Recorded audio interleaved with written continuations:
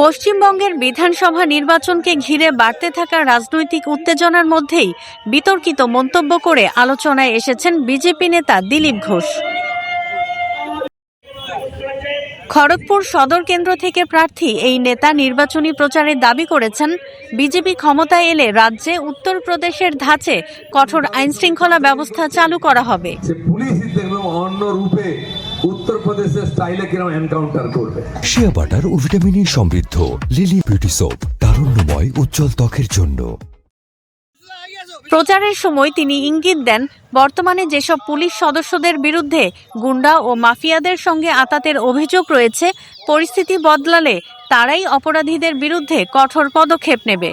তার বক্তব্যে স্পষ্ট ছিল, তিনি পশ্চিমবঙ্গে অপরাধ চক্র দমনে কঠোর নীতির পক্ষে এবং ভবিষ্যতে আইনশৃঙ্খলা রক্ষাকারী বাহিনীর ভূমিকা আমূল বদলে যাবে বলে মনে করেন। তুমি ভয় পাও কেন ভাই? দম থাকলে সামনে আসো। অন্যের মাল লুট করবে, চুরি করবে, পেছনে লাগবে, আর পুলিশ দিয়ে চমকে ভোট করতে যাবে। তো আমি চমকাবো না? চমকাবো। চমকেই রাজনীতি করেছি। খড়গপুরের লোক সেই জন্য দিলীপ ঘোষকে ভোট দেয়, আবার দেবে। এখানকার গুন্ডা মাফিয়ার বিরুদ্ধে আমি লড়াই করেছি, আবার লড়বো যতদিন থাকবো। আর এবার তো লড়তে হবে না, ভেতরে ঢোকাবো, কারণ ক্ষমতায় আসবে বিজেপি, পশ্চিমবাংলায় পরিবর্তন হবে।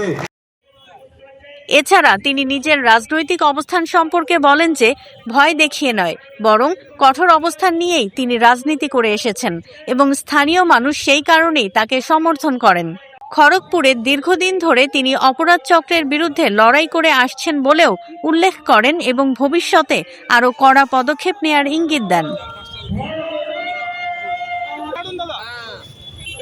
এই মন্তব্যকে কেন্দ্র করে রাজনৈতিক মহলে তীব্র প্রতিক্রিয়া তৈরি হয়েছে। শাসক দল তৃণমূল কংগ্রেস বিষয়টি নিয়ে নির্বাচন কমিশনে অভিযোগ জানিয়েছে।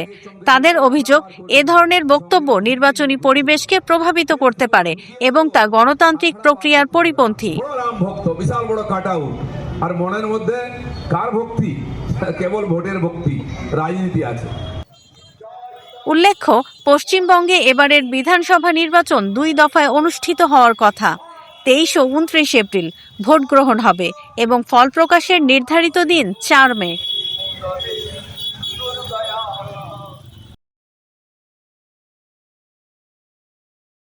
শিয়া বাটার ও ভিটামিন সমৃদ্ধ লিলি বিউটি সোপ, তারুণ্যময় উজ্জ্বল ত্বকের জন্য।